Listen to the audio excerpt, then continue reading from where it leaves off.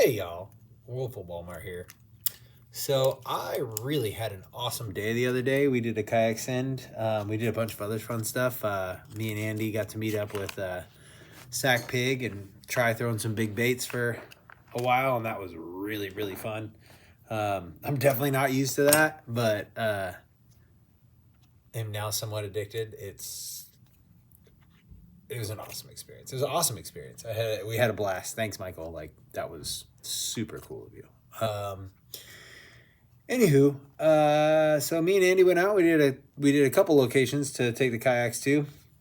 The first one produced nothing but wind and rain. So because of course the days where we get a chance to go fishing, it's always got to be the rainy day or the windy day or the storm's either on its way or we're in the middle of it, and it's really hard to figure out the fish because it's out here we're not having regular like long-term storms. It's the rain comes, the rain goes, the rain comes, the rain goes. So then it's sunny for a few days, it warms up, and then all of a sudden storm front cools down, boom, like over and over and over and over again. And so the fish are just kind of all over the place. You can't really keep track of them, so it's hard to get on the fish. So we did what any good angler would do when the going gets tough. We got going, but we went to a location that both Andy and I fish somewhat regularly. Like you go to what you know. When you just can't figure them out, it's fun to try and figure them out, and I love to figure them out. But at the end of the day, like I just wanted to put a couple fish in the boat. Like I just needed to get the skunk out of the yak because the last trip I took out, it did not work out. So I preface all this to say, all right, said all that to say this. I had my GoPro fully charged, ready to go, ready to rock. I mean, I filmed hours of us like just getting skunked and like nothing really cool happening. I mean, some funny stuff happened and I was all excited about it. And of course, by the time we got to the third location where the GoPro, where we caught fish, the GoPro died. And it's not necessarily the battery died. The battery didn't die, but the card ran out. So it just stopped recording. So 17 seconds into our third trip, kayak or the GoPro was no more. And so I didn't record on video any of the fish we caught. We caught a bunch of them. It was a blast. I got a bunch of photos. I set the hook on one and got it to the boat that was the biggest fish of the day, and in this body of water it would be considered a giant. It was massive. I want to say eyeballing it up to the side of the kayak and how it fought, I want to say it was like 5-6 pounds, like, and that's not me like upsizing the fish. If anything, that's me downsizing the fish. But I don't want to be like, oh, it was an 8-pounder and it was a 5-pounder, so it was a nice fish. It was wonderful fish. But also I decided on this trip, I'm not going to bring out my net because I haven't figured out net storage for it yet. It's a little cumbersome, at least for me. I'm still trying to figure out stuff on the kayak. So let's go over and just take a look, just so I can explain this to you. It's one of those angle-armed nets that has the hinge on it. I don't know exactly where I'm going to put it, because if I put it back where it's at right now, when I go to pull it over my head, I'm going to knock one of my rods. And I've already had an issue. Like, I'll get to the rod situation in a second. I've already had an issue with hitting my own rods, so I'm not trying to do that. But there's not a whole lot of locations for me to place it in here. I'm thinking next time I'm just going to run it over here, but I want to be able to access the bump board. But I think when I'll be getting the bump board, the net will be in my hand. And I found a cool little place for my bump board back here for now. So I might be putting it up front and trying that out, which is weird because I always set a couple rods in front of me. So that's just me changing my method of trying to figure out kayak fishing. So we'll go from there, but I did not bring out the net. So of course it broke 20-pound fluorocarbon and took off back down to the bottom of the body of water. So that was really disappointing, but never fear. I will go back out there. Trust me, I'll go back out there. And I will catch that fish. And then you will see it, hopefully recorded on the GoPro. But I learned a couple lessons, like get a bigger SD card for your GoPro. and make sure that everything is charged the night before. Now, the battery didn't die, but my first trip, the battery died because I didn't charge it the night before. Thank God I got everything. But anywho, moving on to the rod situation, like I was saying. I don't know if it happened when I had that little rod wrap up from my first send, and I don't know if you guys have checked that video out yet. It's pretty entertaining. I did basically everything wrong you could possibly do kayak fishing, and I did all in one day. You know, usually those things happen like one thing at a time to people here and there, but I did them all in one trip. So you're welcome. So I was fishing this trip, and we got to our second location, and I'm casting around, and something's odd, and I keep hearing this weird noise, and sure enough, I broke a guide on one of my favorite Dobbins rods, my 736 CB glass. I broke full eyelet off, so my guide is now, it was on the line, and then when I cut the lure off it, I no longer have the guide. Another thing is, don't try and stand up and do stuff in your kayak. Sit down, take your time, figure it out. That's a lesson I needed to learn.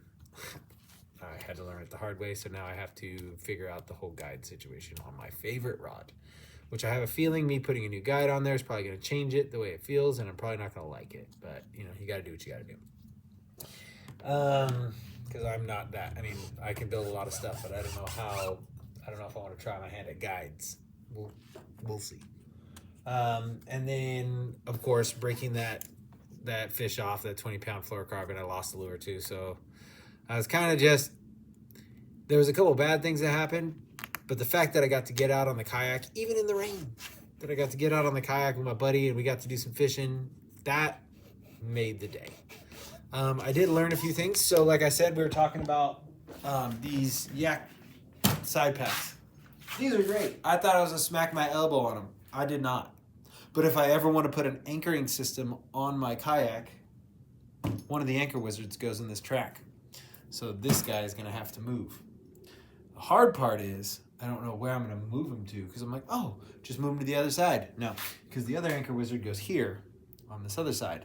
Right here, oh, look, there'd be a spot to screw it in. No, that's an access port. That's how I get in to do the wiring and all that other fun stuff in my kayak. So that's a no-no. I need to be able to get into that. I'm not going to put boxes on top of it. I mean, comment if I should and tell me why. Because other than that, I'm not trying to make a bunch of penetrations into the boat that I don't have to. But I also learned a couple things. I need some storage issues. I got some storage stuff going on down here. This is kind of where I'm storing stuff right now. I tried to initially clip my tackle bag, my backpack, back here, and it clipped fine. It's a structured bag. It held well. But when I needed to reach back to get anything, it was difficult. It was difficult access. Everything was so smashed in there that it was hard to get out. When I got it out, I couldn't get it back in. So I ended up shoving a bunch of stuff under here. So I built out a bunch of small little boxes of like terminal tackle and jigs and small things like that. Bladed jigs and not really spinner baits. I have to put spinner baits somewhere else because they're bigger. So spinner baits are going to go right here for now. Spinner baits, buzz baits, things like that. Down here I got some extra line and a couple extra lures. That little rattlesnaker, that thing's cool. But yeah, I am going to be doing a send again here pretty quick, so I'm pretty excited about it. The camera mounting there looks great. The video comes out pretty decent. Tell me if you don't think it does and I should put it somewhere else. Everybody keeps saying get the tall pole. You get the tall pole or send me a tall pole. I'll totally rock that tall pole if you send it to me, but that's money.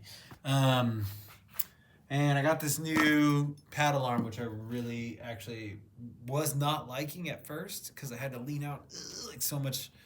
But when I realized that I could put the paddle in and then pop it down, operator error, it was so much better. Coming back here, Boondocks. They're still kicking butt. They are still kicking butt. I love it. But I'm not necessarily a huge fan of this as my rod storage. So I've looked at a couple different things. I'm really interested in the Yak gadget, like you can put a rack of rods like right to the side of you. So I think what I might end up doing is I might end up either moving my paddle to this side, because I don't necessarily grab with my left hand, and a lot of the times I try and put this side of the kayak towards where I'm fishing. Only reason being is I have a better hook set coming this way than I do this way. I have a shoulder issue, so coming this way, this is an awkward hook set for me a lot of the times. And the problem is, this is how I work my frogs, is that direction. So when I work a frog and they bite, that 3 seconds that everybody waits, or that half a second, is me going, because I have to flip-flop myself just to get a good hook set. I took the scissors off and I put my scale on here. Not that people do weigh stuff on the kayak, but I mean, I don't think I'm gonna get a fish that long. So I think it'll work out great for me. I like the weight. I like to know everything. So I'm gonna start measuring length and weight, because I have to get used to measuring length. But I left the pliers on the other side. The pliers came pretty good handy, but I'm so conditioned to using my Leatherman, so now I'm using one of the pockets in my PFD right here. It's all hooked in because of that net. Got it all stuck in there. I don't know what I'm gonna do about this net, guys. Like, I might have to look at a different net or a different net handle or something. It's kind of frustrating. Anyways, on this PFD, let's sit over here. There's a couple pockets in here. This actually flips closed if I needed to, but I don't. I actually have been putting my Leatherman in there, and that's basically everything I need in one little pocket right there. This thing stinks. It wasn't in the cleanest water, so maybe I should wash it. I think it's pretty mucky and nasty. But yeah, also I'm looking into black pack boxes. I think that those might be conducive to what I'm trying to do, because trying to reach into the backpack was pretty difficult, but if I can get a box with a lid, that would be great. I say lid because what happened the other day was we got rained on, so my bag, everything in my bag, all my tackle boxes, wet. I opened up my tackle boxes. These are the tackle boxes that I was using. I opened these up. They were wet. Everything was moist. Moist. I had to leave my boxes open for a couple days, which kind of brings me, there's your back end review and what happened and everything. And sorry, all that video, not only did I not get any of the fish catches, but all the I don't know if I said this already, but all the video that I previously recorded, I went to offload it. I was doing 2 things at once, so I wasn't paying enough attention, and I'm usually pretty good about that. And I deleted all of it. I accidentally deleted it, sorry. So I have no video adventure, but there's photos. Anyways, this brings me to my main kayak, guys. I need your help. I am learning, but these tackle boxes, they get water in them. A lot of water. Not just rain, a lot of water. Especially when, the kayaks, there's water in the back or there's water in the front. I have everything under my seat, and I pull it out of a puddle and I open it up, and part of that puddle's in my tackle box. I'm like, sick. I don't like that at all. So I got to figure out a way to fix that. Recommend to me, contact me. You can hit me up at Free Wolf of Walmart on Instagram, or The Real Wolf of Walmart on TikTok, or right here in my YouTube, Wolf of Walmart. Comment and tell me what kind of tackle boxes you guys are using for this. I am running on empty. I have a bunch of 3,700 boxes. They work pretty well. I see a lot of guys with boxes. I have one of these. I see a lot of guys with boxes like this, with the big exterior clips all the way around. What difference does this make? Like, explain this to me. Is it because it has this giant seal and it makes it waterproof? Does that make it waterproof? Is it the clip system that holds it down square and tight? Because I noticed a lot of my lids do this when they clip in the front. So, because sometimes they sit in my bag like this, and they're going to be sitting in a box like this or like this. And what I don't want is for all the hooks from up here to end up in my spinner baits down here. And then when I go to grab a spinner bait, I look like the bag lady at the grocery store with all these things sticking out of her fingers. So if you guys could help me out and tell me a good box, or shoot me some suggestions. Some good tackle management, because I manage my tackle well for as long as I've been doing this. My tackle's managed to everything that I need. I'm very good at that. But what is now happening is I'm trying to do something new, and the stuff that I have isn't necessarily working. Also, a side question for you Yak Attack guys: these boxes. Is there anywhere I can get dividers for those? Because that would be nice to just have a couple dividers to pop in there, so I could do like, because how you see how I have it: spinner baits, buzz baits, and like spinner baits, buzz baits. I like things a specific way, and if I have to make one, I will. I would just like to know ahead of time before I, get some raw plastic and start, cutting it and melting it and all that kind of fun stuff. Playing with plastic gets kind of stinky. But yeah, I would love those suggestions for the boxes, for anything that you guys have. Thank you for sitting here for me, listening to me rant and talk for 15 minutes, if you've made it this far. And if you like this video, like it. If you don't. But leave me a comment. Leave me a comment either way. So I know where to go from here. Like I'm saying, like, this is all new. And I say this every time. It's all new. But the more comments and the more interaction I get with people, the more information I get. The more information I get, the better armed I am to go out there and apply said information. And we all know in fishing, it's not the information, it's the application. So I need to be able to have the information for the application, because that's the way my brain works. Because if not, I'm going to Texas rig rattle taps and do dumb stuff like that. But I appreciate you guys. Thank you so much.